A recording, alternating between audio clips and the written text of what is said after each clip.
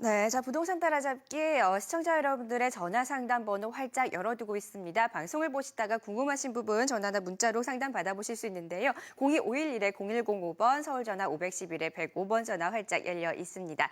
자, 오늘 도움 말씀 주실 도시계획연구소 서희섭 대표 모셔보겠습니다. 대표님 안녕하세요. 네, 안녕하세요. 네, 활기찬 월요일입니다. 도시계획연구소 서기섭입니다.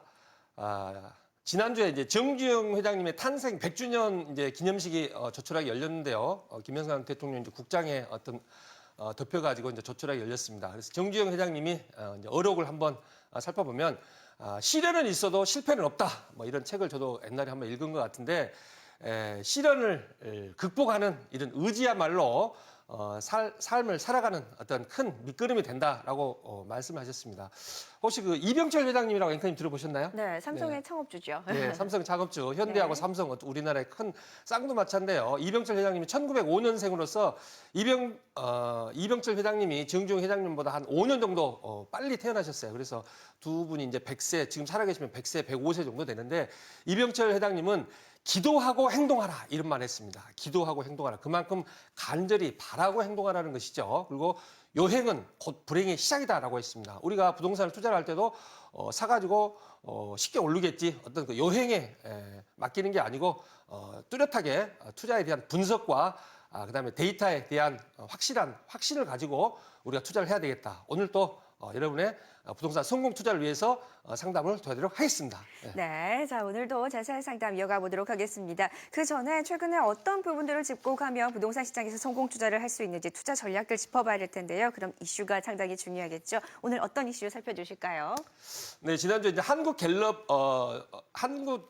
조사연구소하고 이제 PDS 개발이라고 있죠. 한국갤럽하고 PDS 개발이 설문조사를 했습니다. 중대형 평형으로 해서 전용 면적 80제곱미터 이상, 다시 말해서 30평대, 40평대 이상으로 해서 설문조사를 했는데요.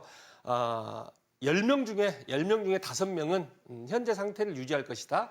10명 중에 4명은 현재보다 올라갈 것이다. 10명 중에 1명은 이제 현재보다 내려갈 것이다. 이렇게 예상을 했죠.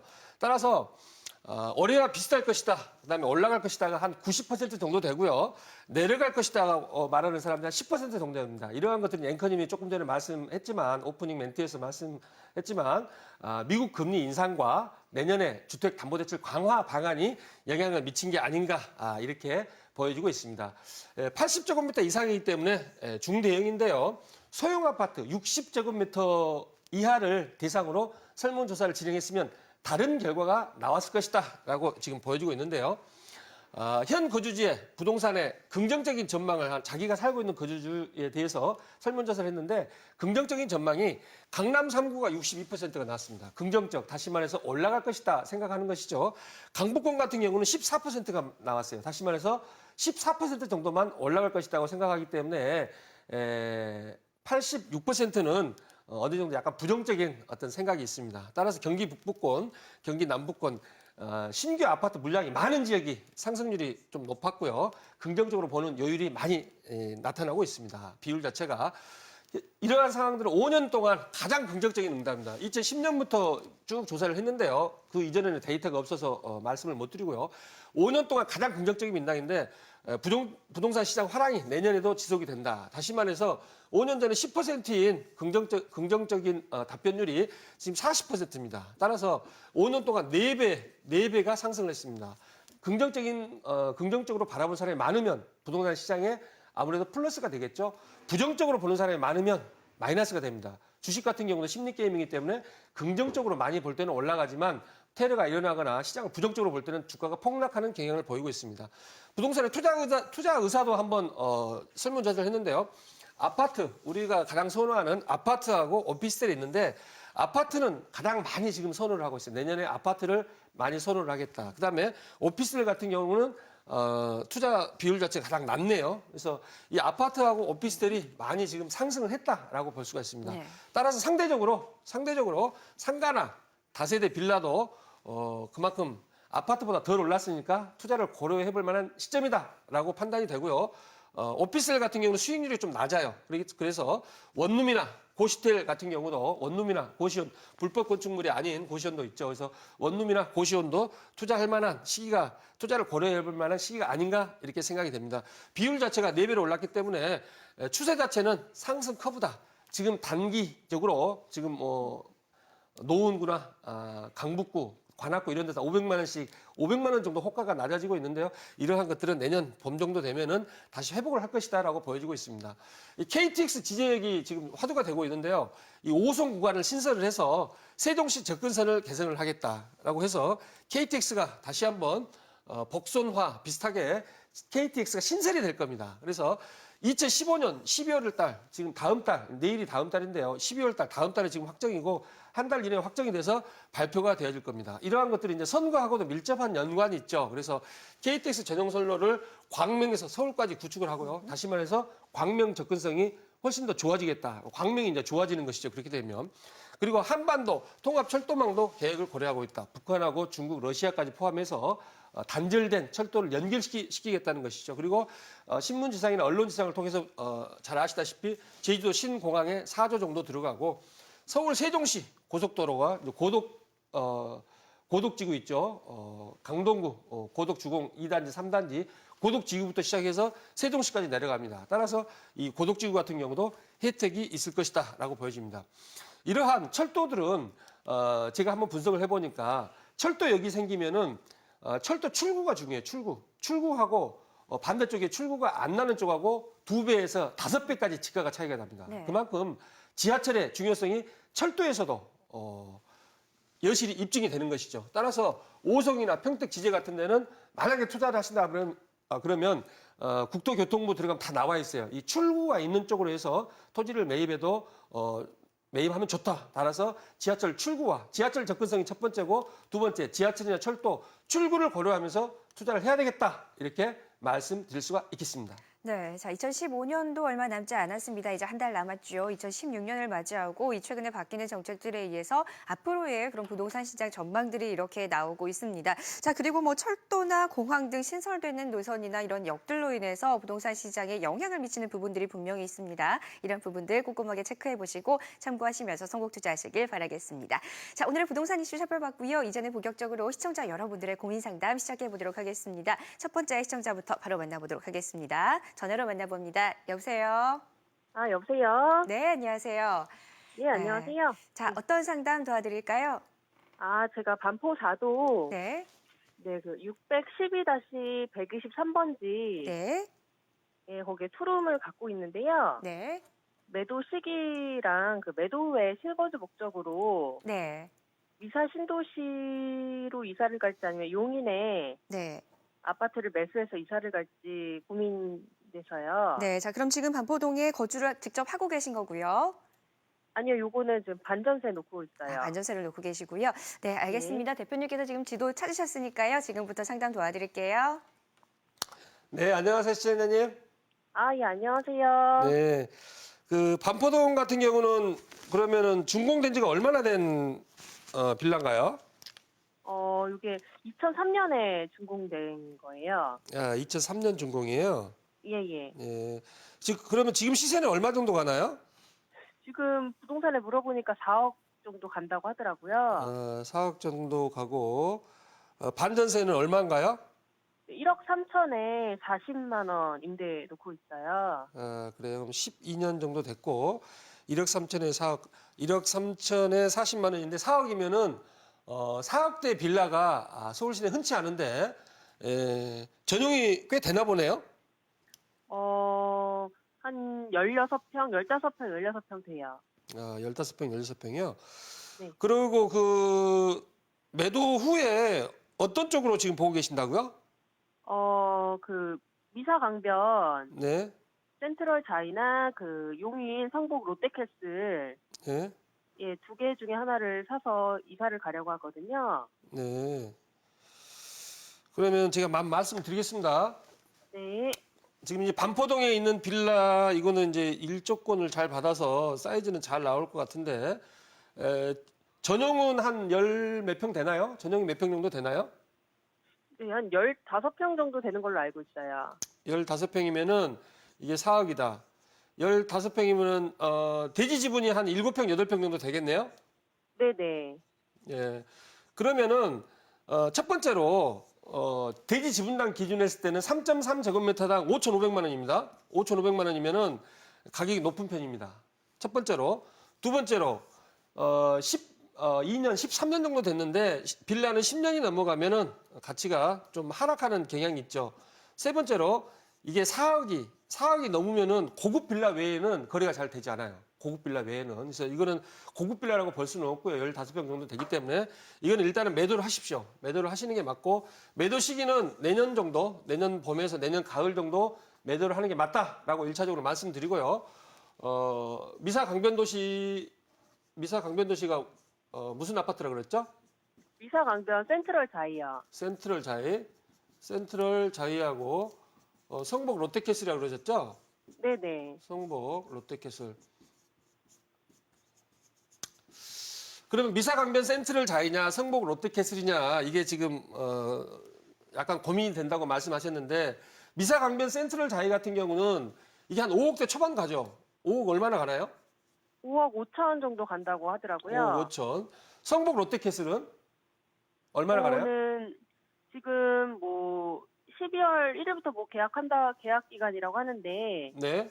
예, 부동산에서 이제 P 5천 정도 예상이 된다고 네. 아마 시세가 5억 7천 정도 갈 거라고 하더라고요, 분양권이. 이게 5억 3천에 지금 계약을 했는데요. 5억 3천에 지금 계약이 진행되는데 프리미엄이 로얄층을 중심으로 1,000만 원에서 2천만 원밖에 붙지 않아요.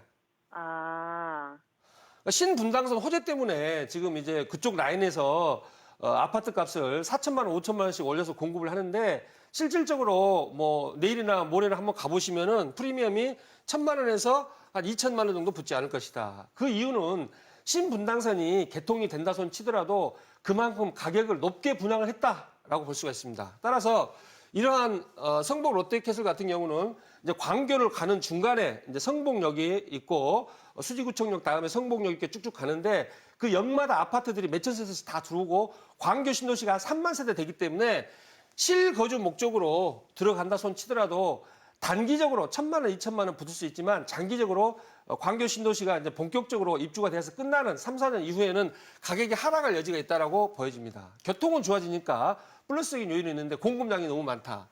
따라서 롯데캐슬보다는 미사 강변 센트럴 자이를 구입하라고 매수하라고 지금 추천을 하고 싶은데요. 그 이유는 지하철 5호선 연장된 거 아시죠? 네네. 지하철 5호선 연장이 되고 그다음에 신세계몰이 2016년 내년에 이제 오픈을 하거든요. 그래서 지하철 5호선 연장이 되고 신세계몰이 2016년 오픈을 하는데 이게 3.3제곱미터당 지금 5억 5천 정도 간다고 봤을 때는 3.3제곱미터당 한 1,550만 원 정도 선 지금 보고 있는데 이거는 이제 38평형 9평이기 때문에 이거보다 조금 더 커요. 그래서 3.3제곱미터당 1,550만 원 정도 갔는데 이게 1,700만 원까지 갈 것이다 라고 예측이 되어집니다. 따라서 3.3제곱미터당 150만 원이면 38평, 39평일 때는 한 5천만 원에서 6천만 원 정도 지가 상승 여력이 있다. 가치 상승 여력이 있다. 따라서 이거는 한 6억 정도까지 갈 것이다. 그 이유는 지하철 5호선하고 신세계몰도 있지만 바로 옆에 5분, 10분 가면은 고독주공 아파트라고 있어요. 고독주공 아파트가 3.3제곱미터당 2천만 원 정도 전후에서 분양을 하기 때문에 이거는 나중에 다 마무리가 지금이야 물량이 너무 많아서 가격이 치고 올라가지 못하지만 나중에는 5년에서 한 7년 정도 잡고 보면은 이게 한 6억 정도까지 올라가기 때문에 미사 강변 센트럴 자이를 매수해야 되겠다. 이렇게 결론을 드리겠습니다. 아, 네. 네, 자, 반포동의 빌라 같은 경우에는 내년 가을쯤 2016년 가을에 매도 시점을 잡아주셨고요. 자, 일단은 두 군데 아파트 중에 미사강변 센트럴 자이 쪽으로 매수 의견 제시해 주셨습니다. 참고하시길 바랄게요. 전화 고맙습니다. 또 다음 시청자분 상담 계속해서 도와드리겠습니다. 시청자님 안녕하세요. 안녕하세요. 네, 반갑습니다. 자, 어떤 부분이 궁금하신가요? 네, 그 독산동에 네. 그 어머니 때부터 이렇게 한 조금 오래 보유한 그런 건물이 있어요. 네네. 그래서 이제 실제적으로 매수가는 잘 모르고요. 어머니가 네. 보유하신 거라. 네. 지금 이제 임대료는 보증금 1억에 600, 700 정도 나가고 있거든요. 네네. 근데 이제 이게 너무 오래된 거라 네. 앞으로 이제 이쪽에 시세가 어떻게 오를지 좀 궁금하고 네. 뭐 어떻게 팔아야 되는지 좀 네. 예, 고민이 되네요. 네, 알겠습니다. 구체적으로 정보 좀 여쭙겠습니다. 독산동의 몇 번지이신가요? 990-21이요. 네, 990에 21. 건물 네. 굉장히 오랫동안 보유를 해 오셨는데요. 이쪽 지역 한번 네. 전망부터 짚어보고 과연 매도를 해야 될지 계속 보유를 해야 될지 그런 부분도 상담해 드리겠습니다. 대표님께서 몇 가지 질문하실 거거든요. 잘 대답을 해 주시고요. 설명도 들어보세요. 네, 안녕하세요. 네. 그럼 준공은 언제인가요? 언제 집이 지어졌어요? 몇 년 정도 됐나요, 준공이? 1980년 정도인 것 같아요. 네, 1980년. 네. 그다음에 대지는 몇 평인가요? 대지 땅은 가지가 한 70평 정도 되는 것 같아요. 70평. 네. 도로는요? 도로가 몇 미터예요? 도로가 거기가 한 4m라고 들었어요. 4m 정도. 4미터. 예. 그러면 도로가 4미터면은 이제 사선 제한이 폐지돼 가지고 좀 플러스 알파적인 요인이 있다고 보여지고요. 네. 죄송합니다. 역과의 접근성은 한 20분, 25분 이렇게 다 걸리네요. 가산 디지털 단지, 독산역 해가지고 역 접근성이 좀 애매합니다. 그리고 1980년에 준공이 되었으면은 지금 한 35년 정도 됐는데 시세는 아시나요? 혹시 시세? 아니요, 잘 모르겠어요. 지금 모르고요. 매수가를 모르고 실제적으로 모르고 평당도 잘 모르겠고. 그냥 시세는 네. 제가 봤을 때 한 2천만 원 정도 갈 거예요. 2천만 원 정도. 네. 시세 2천만 원 정도. 전후 정확히 제가 1,950인지 뭐 2,100만 원인지는 모르겠는데 이쪽 지역이 대부분 시세가 뭐 1,800에서 2천만 원 이런 정도 가는 수준입니다. 그러면 이걸 하면 14억인데 지금 1억에 600만 원 정도 나온다고요? 네. 1억에 600만 원이면은 어떻게 되나요? 1억에 600만 원이면은 7,200 나오네요. 7,200. 14억을 넣어가지고 7,200 같으면은 이게 한 4%대에서 5% 정도, 4%에서 5% 사이 나오기 때문에 이 첫 번째로 수익률이 괜찮습니다. 수익률이 괜찮기 때문에 지속적으로 보유를 하셔도 될 것 같고요. 두 번째로 이쪽에 이제 그 공군기지라고 있어요. 공군기지 개발되고 하는 거기 때문에 금천구청하고 LH하고 협약을 맺어가지고 공군기지를 이전을 한 자리에 대규모 업무 상업시설을 구축할 것이다라고 지금 판단이 되어지고 있거든요. 그리고 가산 디지털 단지 쪽 이쪽으로 해가지고 한국 수출산업 3차 국가단지니까 가격이 많이 올라가지는 않아요. 단독주택 같은 경우는 뭐 아파트처럼 10%, 20% 갑자기 폭등하지는 않지만 꾸준하게 지가가 올라가는 지역이다. 따라서 수익률 측면에서도 괜찮고 개발 호재, 공군부지 호재가 있기 때문에 일단은 보유를 하시는 게 낫다. 추가적으로 말씀드리면 이 2천만 원, 이 토지의 가치는 단독주택의 가치는 갈수록 올라갑니다. 주상복합이나 오피스텔의 가치는 갈수록 떨어져요. 다시 말해서 토지 지분이 많은, 서울에서 땅이 부족하지 않습니까? 토지 지분이 많기 때문에 이러한 것들은 한 5년에서 10년 정도는 더 보유해도 되겠다. 이렇게 결론 내드리겠습니다. 네, 감사합니다. 네, 설명 잘 들으셨죠? 이런 부분을 참고하시면서 투자에 도움 되시길 바라겠습니다. 전화 고맙습니다. 자, 이번에는 문자 상담 이어가 보도록 하겠습니다. 9970님께서 보내주신 문자인데요. 자, 불광동 244번지 다세대 주택 보유한 지 8년 정도의 대지 7.2평, 건평 14.84평 보유 중인데요. 매도 시기가 궁금합니다. 라고 보내주셨습니다. 자, 일단은 불광동 이쪽 지역의 전망 한번 보고요. 과연 보유를 해야 될 것인지 매도 시점 한번 잡아보도록 하겠습니다. 대표님, 주소 찾으셨나요? 네. 불광동 지금 244번지 같은 경우는 네. 불광 3 주택 재개발입니다. 불광 3 주택 재개발. 따라서 이러한 것들은 주택 재개발은 조합이 설립이 되고 그다음에 잘 추진이 되는 이 사업 속도죠. 사업 속도가 지금 높아야 되는데 지금 이 지역 같은 경우는 소송도 들어가고 좀 복잡합니다. 따라서 이 지역 같은 경우는 사업 속도가 높아야 되는데 사업 속도적인 측면에 있어서 사업 속도가 낮기 때문에 이제 사업성이 없게 되는 것이죠.